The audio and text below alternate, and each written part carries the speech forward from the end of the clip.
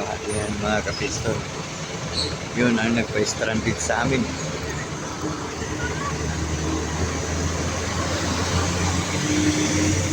Naging isang oras na kami ito naka-stranded. Baha dito sa may Sala, Kabuyaw. Wala ko lang iba ito. Barangay Sala. Takot eh. Ano kumaan?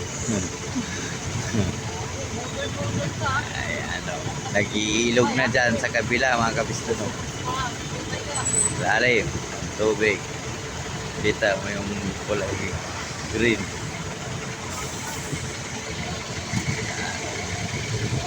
Yan ang traffic ito.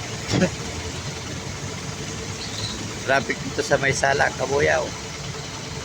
Barangay Sala.